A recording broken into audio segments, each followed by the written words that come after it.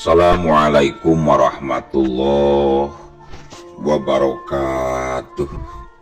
Alhamdulillah wa syukru ala ni'amillah. Kalayan diwuwuh ku qobul anu maha agung, dibarengan ku pang ijabah anu maha kawasa, diiring ku kadodeuh kanyah Gusti anu maha suci.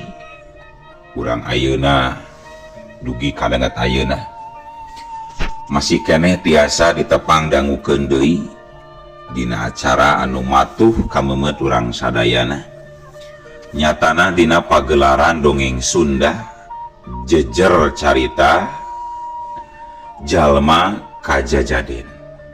Ayeuna kantun bagian anu ka 20 hiji nanya pamiarsa bagian salikur. Atuh sumangga kanu teu acan subscribe geura subscribe heula. Ngarah langkung pogot sareng langkung sumangat deui kasih mamangna dina enggoning madar ieu dongengna. Atuh ngarah teu nyangkolong ting kana waktos sumangga ayeuna mah urang lajengkeun deui para wargi sadaya murubutna cimata beuki lila beuki rosa. Mangsa Jang Aris guragiru sujud syukur ka Hyang Agung anu parantos maparinkeun sapalih tina walas asihna. Nyatana hiji pamahaman tina sawarehna rusiah diri anu hamo bisa diungkarakeun ku bahasa. Lumayan lila kituna teh. Jang Aris mah nepi ka euri-eurikeun. Sok sanajan cerikna rada ditahan-tahan, alatan sieun kadengieun kudu jadi kolotna. Seot, jeleng. Rarasaan Jang Aris mah kiwari asa aya anu ngabetot kana jerotana. Sarta ujug-ujug aya di hiji patempatan anu pohara endana. Gedong sigrong ngajajar pohara haradena. Amparan jukut ngemplo hejo. Paselang jeung mangrupaning kekembangan anu keur mejeuna lanigar. Red kaditu, red kadieu, taya sasaha. Gedong anu sakitu haradena teh karosong molongpong taya pangeusina. Jeleg. Di hareupeun Jang Aris ujug-ujug aya nu ngabedegah. Ngan ukur molohok Jang Aris mah. Sabab tetela eta jirim anu aya di hareupeunana teh sarimbag pisan jeung dirina sorangan. Ngan pedah we leuwih cahayaan ka tempona teh. Can waktuna cicing di alam kubur mah sok geura balik deui. Ceuk eta jirim anu sarimbag pisan jeung Jang Aris, atuh beuleusak. Acan mah leungit kabingungna. Jang Aris asa geus aya nu ngabetot deui. Sarta ujug-ujug aya di kamarna. Jang Aris ngadeprek siga anu dumadakan lungse. Masya Allah, Allahu Akbar. Nya naon atuh ieu teh Gusti? Beres namatkeun kitab. Abdi karek ngarasain nu metot kieu Gusti. Cek Jang Aris bari ngusap beungeutna. Sorolok. Keur kitu katembong ku mata batin Jang Aris. Aya cahaya hezo anu nyorolok di awang-awang. Tembus kana suhunan jeung langit kamar. Asa aya nu nitah jung. Jang Aris cengkat jiga aya nu ngadalikeun ti kajauhan. Celak. Jang Aris nincak cahaya hejo anu pohara ngempurna. Belesat. Geus kitu mah eta cahaya hejo teh ngabelesat mamawa Jang Aris ka awang-awang. Kalayan pohara pisan tarikna. Jeleng. Jang Aris ujug-ujug geus aya di hiji tempat. Aneh. Kaayaan alam teh di tempat eta mah beda pisan. Sabelah siga keur beurang, sedangkan sabelah deui siga keur mangsa peuting. Di tempat anu caang ka tembong aya bangunan masjid anu dipulas bodas. Dinu hiji deui mah masjid nate dipulas ku warna hidung. Dina kayaan Jang Aris anu masih keneh siga anu bingung. Kurunyung harita ngurunyung seorang aki-aki, janggotna anu panjang ngarumai ngagebay samat dada. Can waktuna ulah waka ka dieu, can waktuna, cik eta aki-aki.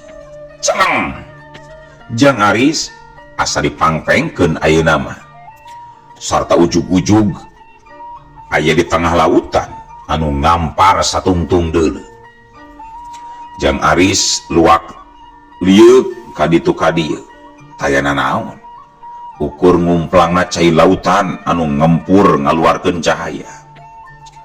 Lep seot Jang Aris ujug-ujug aya di dasar lautan, ngan aneh temanggihan lauk hiji-hiji acan, saina oge tenang tu oyag-oyagan. Pilar dumadakan harita aya cahaya bodas anu pohara pisan ngempurna, nepi ka ngagebeg Jang Aris oge. Jeleg teu lila dedegan anu sarimbag jeung manehna, ujug-ujug aya deui di hareupeun Jang Aris. Tenang Aris, tenang, cek eta jirim anu sarimbag pisan jeung Jang Aris, anu kurus sakitu-kituna nyaritana teh. Celeng Jang Aris asa dipangpengkeun deui, sarta ujug-ujug geus aya di rohangan kamarna deui. Belum Jang Aris nyuuh siga anu pohara pisan lungsena, siga anu teu kuat rek cengkat-cengkat acan, nepi ka kasareanana dina palupuh peuting harita mah. Lumayan lila Jang Aris sarena, nepi ka nyegrek alatan pohara pisan tibrahna.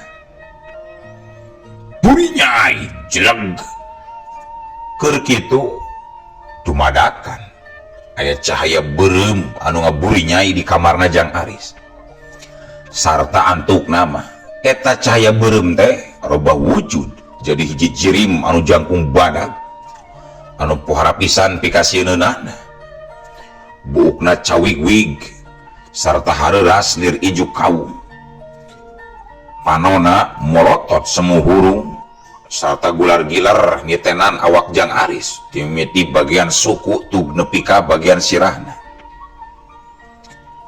Kulisik Jang Aris ngulisik lilir, ret kajirim anu pikasieun anu keur ngajega di gigireunana. Gebeg Jang Aris nepi ka ngagebegna sarta nembongkeun ka sieun anu pohara kacida. Jirim anu pikasieun nyerengeh deui nembongkeun huntuna anu rangeteng. Atuh Jang Aris ngayak-yak beuki kasieunna, teu lila gep teu kungsi ngomong itu ieu heula, langsung bae eta makhluk anu pikasieun teh newak leungeun Jang Aris. Jang Aris kontan teterjelan siga nu hayang leupas, tapi oro kaya leungeun anu nyekelan dirina teh pohara badagna atuh hese pikeun ngalepaskeun tina cekelanana. Buleusak geus kitu mah eta jirim anu pikasieun teh ngablesat mawa jiwana Jang Aris. Lalembutanana wungkul anu dibawa teh da buktina mah ari raga badagna Jang Aris mah masih keneh aya di jero kamar. Suruh makhluk anu pikasieun teh ngawang-ngawang mawa Jang Aris nepi ka antuk nama nyirorot di hiji pileuweungan, persis pisan di hareupeun lawang guha anu pohara pisan badagna. Jang Aris setengah digugusur dibawa asup ka eta guha, tapi ari Jang Aris mah henteu nepi ka guguakan ti samena oge. Pohara legana eta rohangan guha teh, di jerona caraang mabrak, teuing asup cahaya ti mana pokona mah caang. Di tengah-tengah eta guha katempo aya tihang batu anu pohara badagna. Gabrung sukmana Jang Aris disuntrungkeun nepi ka nyuksrukna. Jang Aris undur-unduran ngadeketan tihang guha. Cung. Jirim anu pikasieun teh ngacungkeun dua leungeunna. Nalika leungeunna diacungkeun dak dumadakan haritaya cahaya beureum anu ngagebur hurung mutran sirah eta makhluk. Gep. Eta cahaya teh sakilat ditewak serta langsung robah jadi rantai besi sagede pigelangan leungeun serta panjangna aya kana walasan deupana. Sanggeus eta cahaya beureum robah jadi rantai rakatak. Geus kitu mah Jang Aris dibagudeun ditalikung ditalian kana tihang eta guha.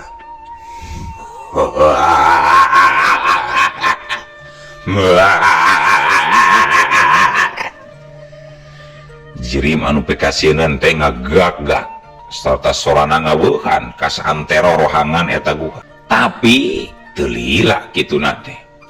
Sabab rantai anu dipake ngabaguded awak Jang Aris ujug-ujug molonyon.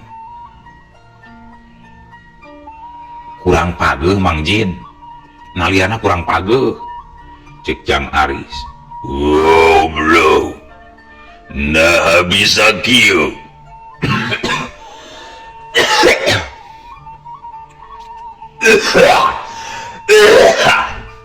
Batuk. Nah bisa molonyon. Eta jirim anu tayoh nama ti golongan bangsa jin nepi ka molohok bangsa nempo kajadian anu sarupa kitu teh. Atuh rakatak awak Jang Aris ditalian deui beuki ditarikan.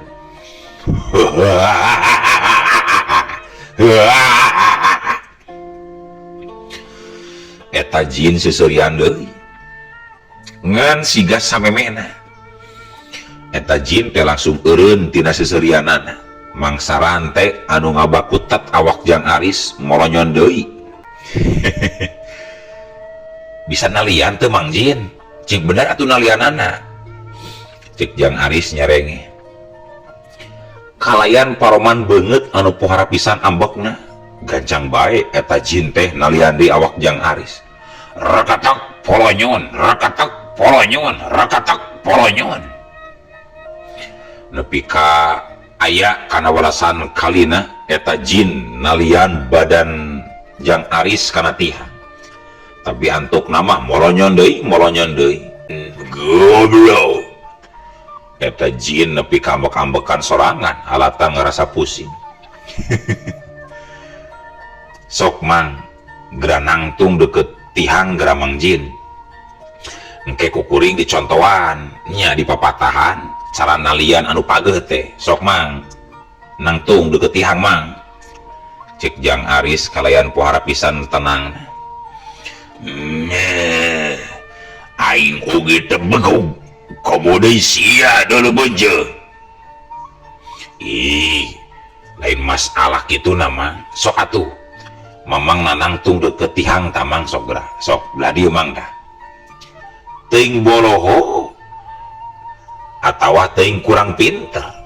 Antuk nama eta jin ngagugu kana caritan Jang Aris.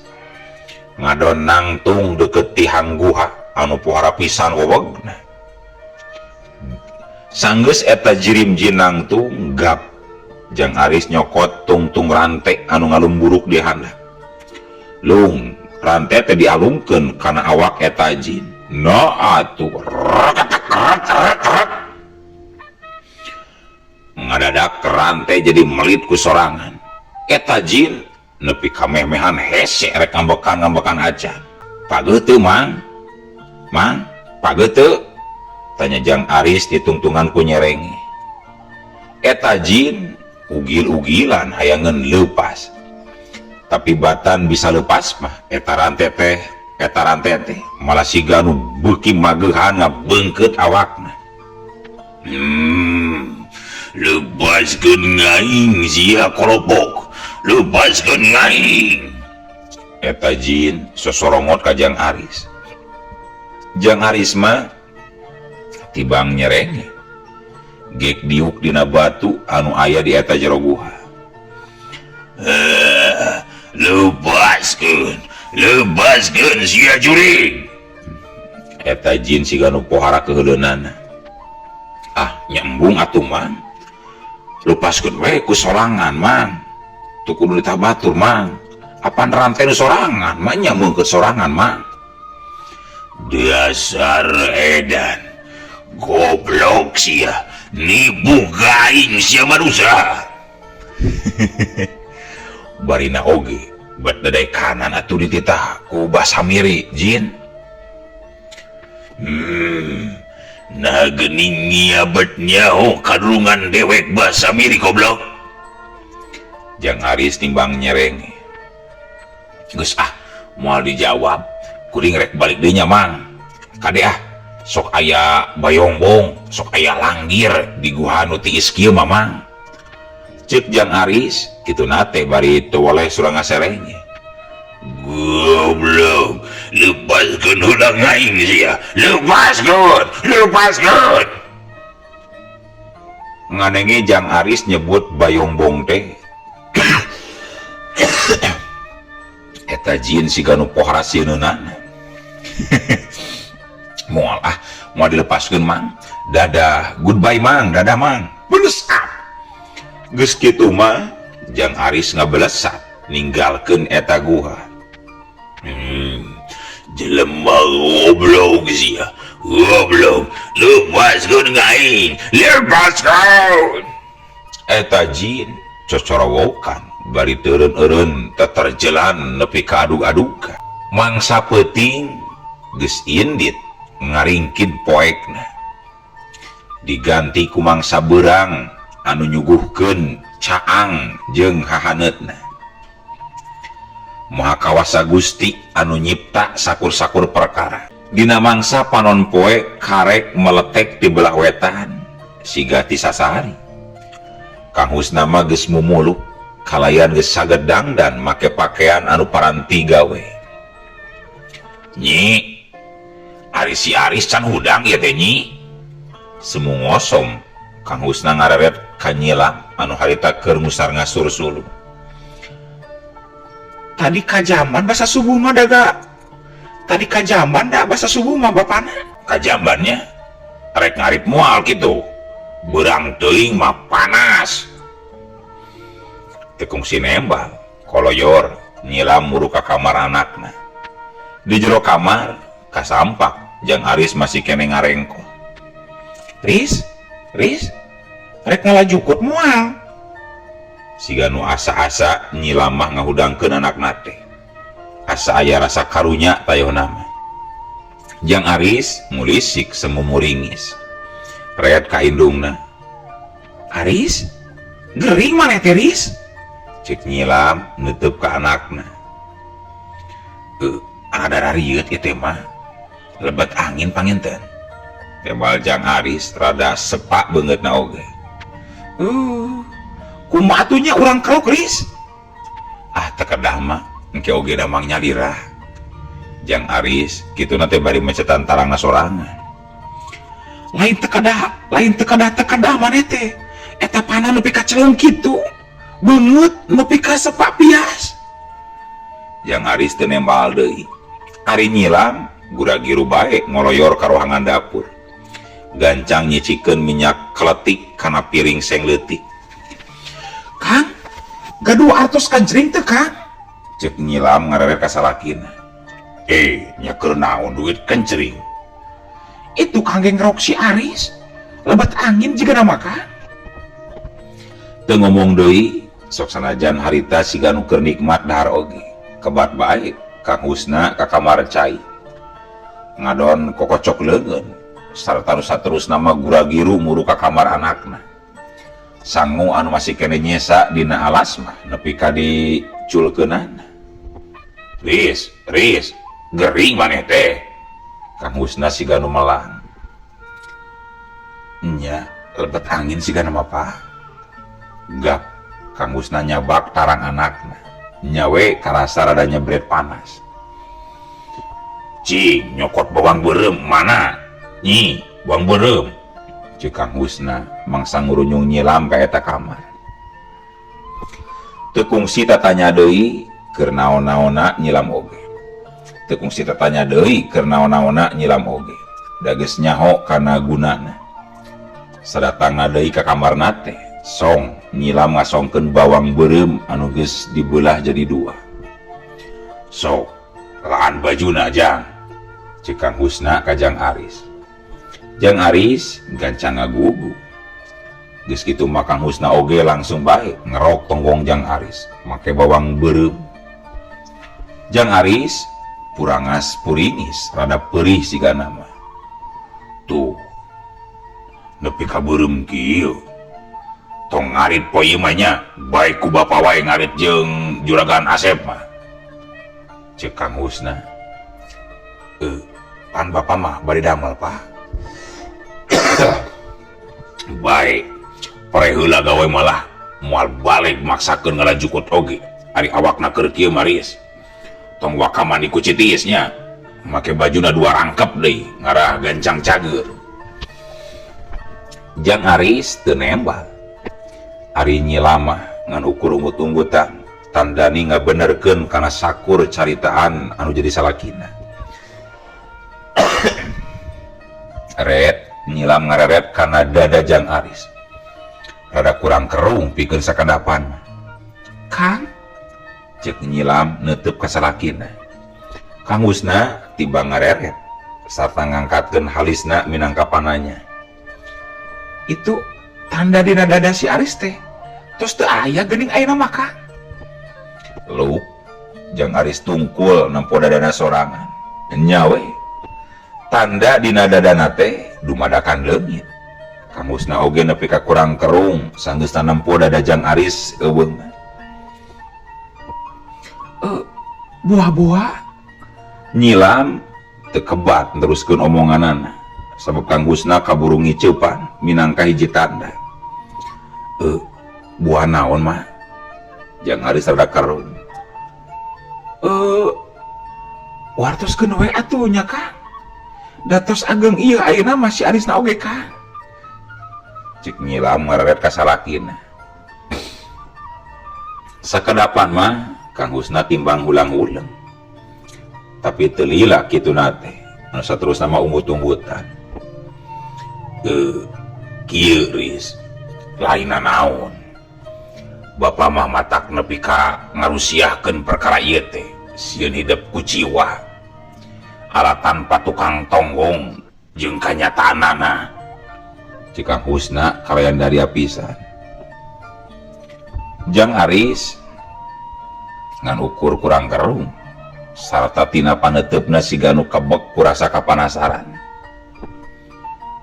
Baheula ceuk paraji anu mantuan basa lahiran hidup. Cenah mah tanda anu kungsi aya dina dada hidup teh minangka hiji ciri yen hidup teh bakal jadi gegeden anu mibanda ilmu kasampurnaan. Eta tanda teh bakal leungit lamun hidup geus panggih jeung kembaran diri hidup sorangan. Oh, Aris teh kembar Pak. Jang Aris api-api teu ngarti kana maksud omongan nu jadi bapana.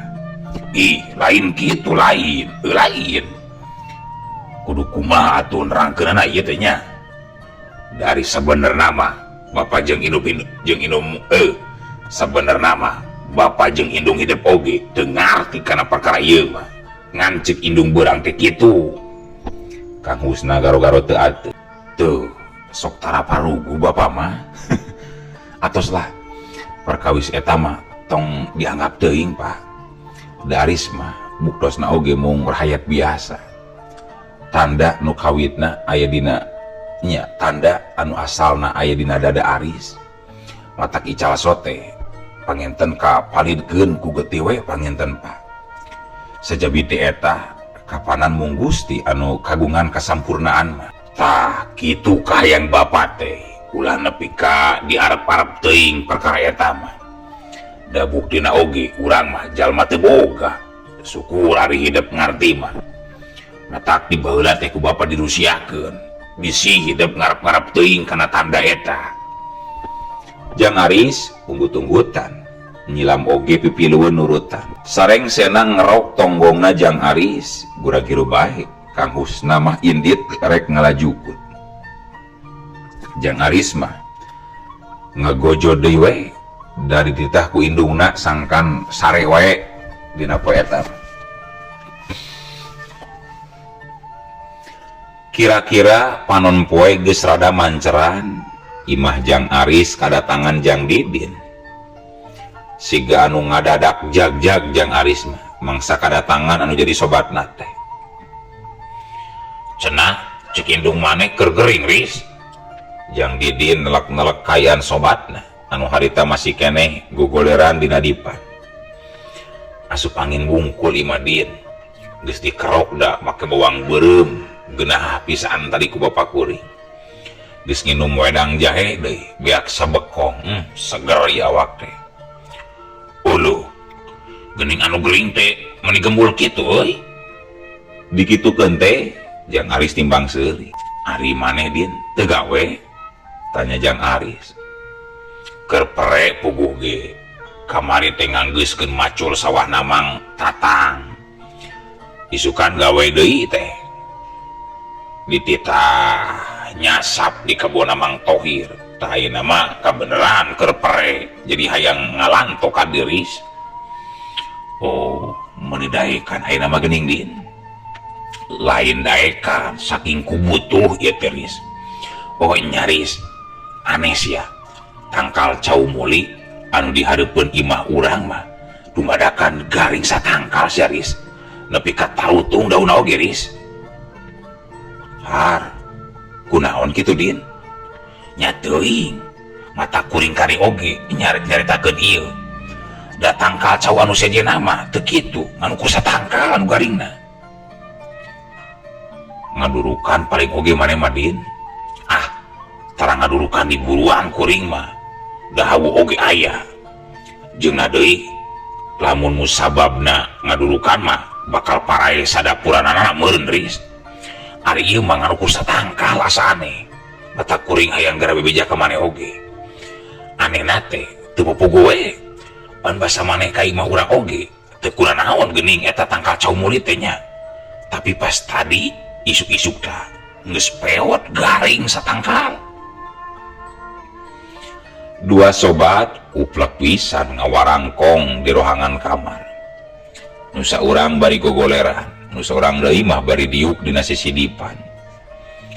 Tapi dina kayaan keur kitu ujug-ujug heuleul waktosna kabujeng seep keun atunya. Ieu dongeng teh urang cekapkeun we heula dugi ka dieu. Insyaallah enjing pageto baris dilajengkeun deui. Atuh ku kitu ku kieuna mamang sajamit mungkur amit mundur dipayuneun para wargi sadayana. Ayo ah. Assalamualaikum warahmatullahi